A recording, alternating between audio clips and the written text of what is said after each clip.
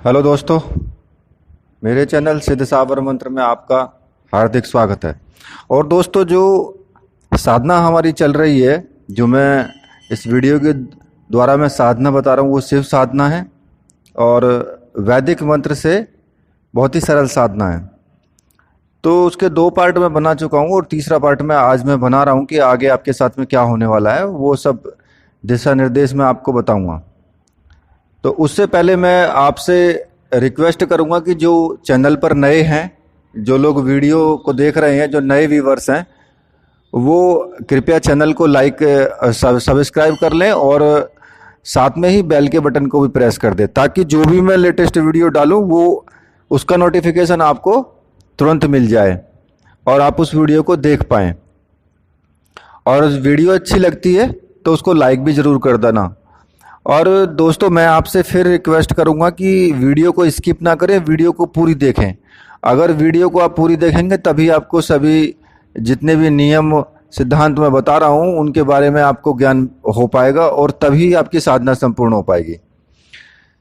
तो इस तरीके से अब करीब करीब अपना जो नियम सिद्धांत उसका निष्ठा से अगर आप पालन कर रहे हैं तो आपको नॉर्मल सी बात है कि निद्रा, आलस्य, निराशा, ऐसे विघ्नों का जो मुकाबला करने का साहस आपके अंदर आ जाएगा। क्योंकि कई बार ऐसा होता है कि आप साधना कर रहे हो, 5 दिन 10 दिन की साधना कर ली, उसके बाद क्या होगा? उसके बाद ऑटोमेटिक तुम्हें आलस्य आने लगेगा, निद्रा आने लगेगी या निराशा होने लगेगी। यार, तो कहाँ फंस गया, कहाँ क्या करने लगा, अरे कुछ नहीं होने वाला है, कहाँ भगवान दर्शन देने वाले हैं। तो मतलब इस तरह की चीज़ें आपके माइंड में आती चली जाएंगी। तो यही वो विघ्न हैं जिनसे मैं आपको बचने के लिए, जो मैं आपको बता रहा हूँ नियम सिद्धांत ना, वो बचने के लिए हैं इनसे। और मेरे विचार से अगर आप 3-4 दिन ठीक प्रकार से आपकी साधना आप कर चुके हैं ना, तो आपके समक्ष जैसे मान लिया आप ध्यान लगाते हैं तो या तो अंधकार दिखाई देगा या फिर तेज प्रकाश का अनुभव होगा। कभी कभी जब आप ध्यान की मुद्रा में होंगे तो ऐसा देख करके घबराएं नहीं। ये सब ना, मनुष्य जब चित्तवृत्तियां बिल्कुल शांत हो जाती हैं, वासना और इंद्रियां जो है वो केंद्रित हो जाती है ना, नियंत्रित हो जाती हैं, तो ये सब ध्यान की प्रक्रिया में होता है कि जब हम ध्यान करते हैं तो वहाँ पर आपको ब्रह्मांड के जो भी रूप है, रंग है, रस है, वो सब प्रकाश, ये अंधकार, ये सब मतलब हमें अनुभव होने लगता है। तो ये कोई विघ्न वगैरह नहीं है, ये तो नॉर्मल सी प्रक्रिया है और ये अच्छी बात है। अगर आपको ये चीज़ें दिखाई दे रही हैं तो अच्छी बात है। और ध्यान रहे कि यम नियम के जो सिद्धांत है ना, उन पर चले बिना आपको सफलता नहीं मिल सकती। केवल मंत्र जाप सोचे कि मंत्र जाप से ही हमें सफलता मिल जाए, ऐसा नहीं हो सकता। और कुछ लोग ना जब असफल हो जाते हैं तो फिर मंत्र शास्त्र को ही दोषी ठहरा देते हैं। वो सोचते हैं कि मतलब साधना को संदेह की दृष्टि से देखने लगते हैं कि भाई इसमें कुछ भी नहीं है, सब ढकोसला है। लेकिन कारण क्या है कि जब तक तुम सिद्धांतों पर नहीं चलोगे साधना के, तो तब तक नहीं हो पाएगा। कहते हैं ना कि साधना पे, अगर साधना के मार्ग पे चलना है तो लोहे के चने चबाने के बराबर है। लंबा अभ्यास करना, प्रतिदिन एक ही मुद्रा में बैठे रहना, मन को एकाग्र करना, वासनाओं का दमन करना, ये सब लोग तो बहुत बिरले लोग होते हैं वो करते हैं। और जो नॉर्मल टाइप होते हैं उनके बस की बात ही नहीं है ये। और कहते हैं ना कि साधना का मार्ग ना तो अधिक खाने वाले के लिए है और ना ही कम खाने वाले के लिए है। साधना का मार्ग है जो संतुलित आहार ले, भूख प्यास गर्मी सर्दी जो सहन नहीं कर सकते हैं उनके लिए तो बिल्कुल भी नहीं है। और जो धैर्यवान ना हो, मतलब जिनका निश्चय दृढ़ ना हो, कठोर परिश्रम ना कर सकते हों और साहसी ना हो, उनके लिए तो बिल्कुल भी नहीं है। क्योंकि साहस की भी जरूरत पड़ती है, कठोर परिश्रम की भी जरूरत पड़ती है, धैर्य की भी जरूरत पड़ती है और निश्चय, दृढ़ निश्चय की भी जरूरत पड़ेगी आपको। तो ये सब साधना के मार्ग हैं, इनमें इन चीज़ों की जरूरत पड़ती है। तो इसलिए जिनके पास ये चीज़ें नहीं है ना, वो इसमें सम्मिलित होने की कोशिश ही ना करें। लेकिन अब जब आप ना इस मार्ग पर चल ही चुके हैं, तो फिर एक चीज़ मैं आपको बता देता हूँ कि साधना स्टार्ट करने से पहले सोच लेना चाहिए, क्योंकि साधना को बीच में नहीं छोड़ना है।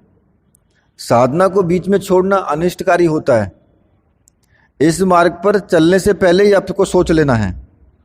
आप कदमों को पीछे नहीं हटाना है अब, और यदि आप कदम पीछे नहीं हटाना चाहते तो मेरा आशीर्वाद तुम्हारे साथ है।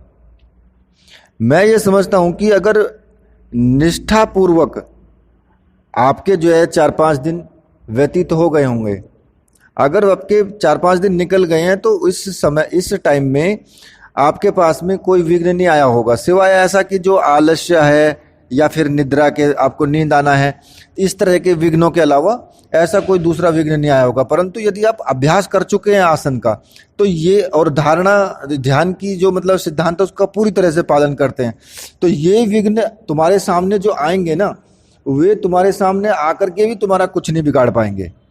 ठीक है ना।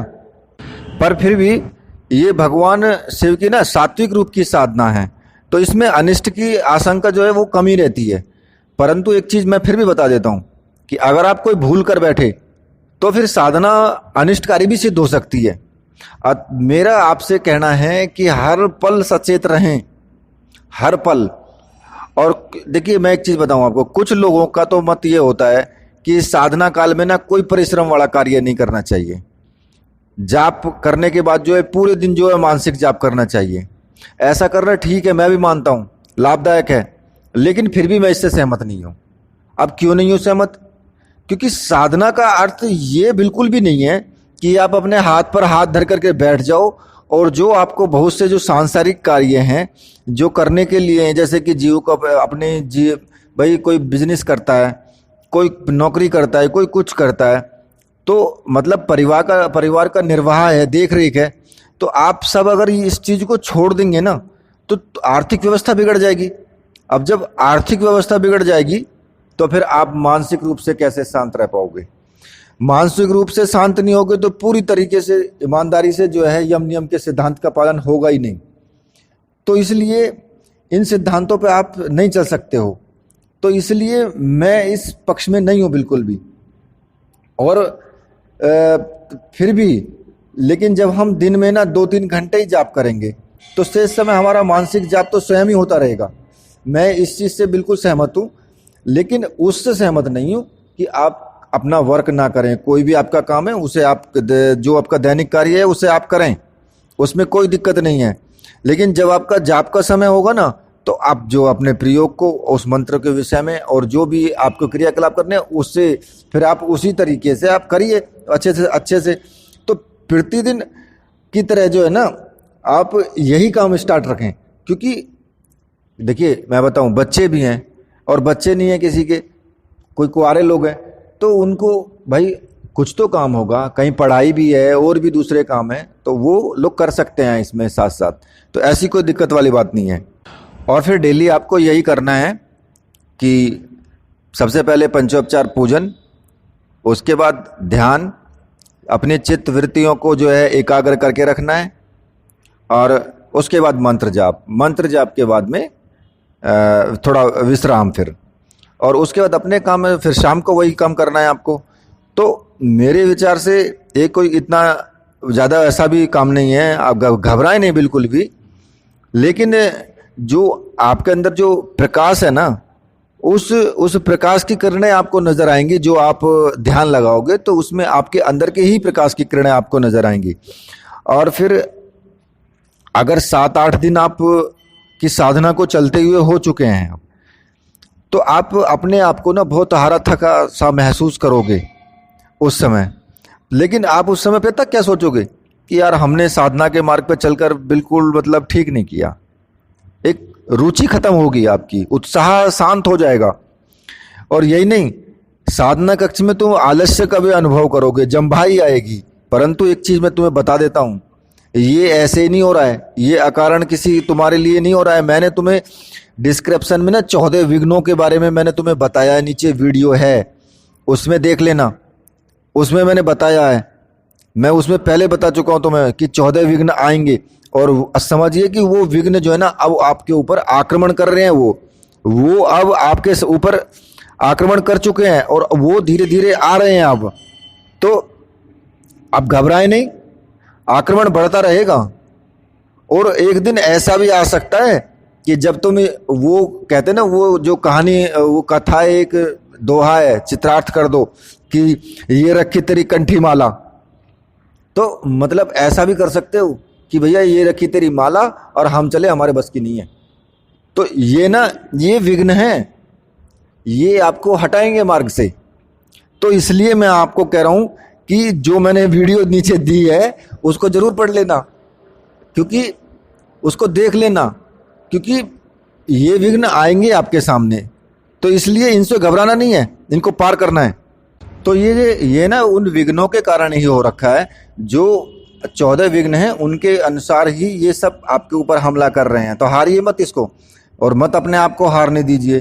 कहते ना, कहा गया कि मन के हारे हार है और मन के जीते जीत, पार ब्रह्म को पाइए मन ही की प्रतीत। तो कहने का मतलब ये है कि अगर आप मन से हार गए तो फिर अपने आप हार ही जाओगे।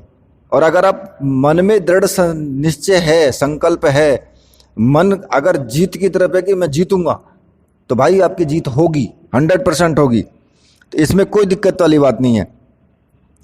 और ये भी मैं आपको बता देता हूं कि अगर आपने ना जो मैंने सिद्धांत बताए हैं, वो सिद्धांत तो जरूर आपको पालन करना है। अगर आप ना, कई लोग क्या करते हैं कि मंत्रों के उच्चारण पे जोर देते हैं, बस कि बस मंत्र जब पूरे करने हैं, मंत्र जब पूरे करने हैं बस। भाई मंत्र जब पूरे करने से नहीं होगा। आपको अपना ध्यान, हृदय, दिल, सब कुछ उन्हीं को देना होगा। मन से बैठ करके सब कुछ करना होगा, तो तभी हो पाएगा। अब अगर मंत्र संख्या पे ही जोर दे दिया ना, तो बस मंत्र संख्या जाप करके और बस आप साइड हट जाएंगे, फिर आपको कुछ भी प्राप्त नहीं होने वाला। और हाँ, मंत्र जप ना बिल्कुल शुद्ध होना चाहिए। मंत्र जप शुद्ध होना चाहिए बिल्कुल सही तरीके से। क्योंकि कई बार क्या होता है ना कि जल्दी जल्दी में ना मंत्र जप जो है उसका उच्चारण जो है वो फटाफट करने से वो गड़बड़ हो जाता है। तो वो चीज़, उस चीज़ पे आपको ध्यान रखना है। और एक चीज़ और मैं बता देता हूँ आपको, एक छोटी सी बात है। कुछ लोग को क्या क्या होता है कि जब साधना काल लंबा होता है ना, मान लिया 40 दिन 41 दिन का है, तो उसके बीच में ना उनको स्वपन दोष हो जाता है, ऐसा विकार पैदा हो जाता है उनके अंदर। तो अब क्या करें कि कुछ लोग बोलते हैं कि, मैं नहीं बोल रहा हूँ, कुछ लोग बोलते हैं कि उनको अपनी साधना बीच में छोड़ देनी चाहिए। अब उनकी तपस्या जो है वो भंग हो चुकी है और सारा परिश्रम जो जितना भी किया है सब व्यर्थ चला जाएगा। ये सवाल कई बार लोगों के मन में आता है, मुझसे कई बार पूछा भी है मेरे व्यूअर्स ने। तो ऐसी स्थिति में साधक को, कुछ लोग कहते हैं कि 2-3 दिन ठहर के और दोबारा से फिर साधना करो। तो देखिए भाइयों, मैं इस चीज़ से बिल्कुल सहमत नहीं हूँ। मैं अपना सिद्धांत तो मैं बताता हूँ कि मैं इस चीज़ से सहमत नहीं हूँ कि साधना आप बीच में छोड़ दो। दो बातें हैं। पहली बात, यदि आपने साधना और जप योग के सिद्धांतों पर चलकर अपनी इंद्रियों का दमन किया है, तो लंबे समय तक आपने जो है ना उसका अभ्यास किया है इंद्रियों का, तो विकार पैदा होगा ही नहीं। पहली बात तो ये है कि आप इच्छा अनुसार जो है अपचर्य व्रत का पालन कर सकते हो लंबे टाइम तक। क्योंकि इंद्रियों में विकार का उत्पन्न होना जो है ना, इस बात की ओर संकेत करता है कि आपने जो है ना प्रत्याहार सिद्धांत का पालन किया ही नहीं है। चित्त वृत्तियों को शांत करके इंद्रियों का दमन नहीं कर सके आप, इसलिए, और ये इसलिए हुआ है। और यदि ऐसा हो भी जाता है ना, इंद्रियों में विकार पैदा हो भी जाता है और स्वपन दोष, मान लिया स्थिति ऐसी आ जाए कि आपको स्वपन दोष हो जाए साधना के बीच में, तो यार परेशान मत होइए। मत सोचिए कि आपकी जो है पूरी जो आपने जो किया है वो सब जो व्यर्थ चली जाएगी। ऐसे दुर्बल विचार तो मस्तिष्क में लाइए ही मत।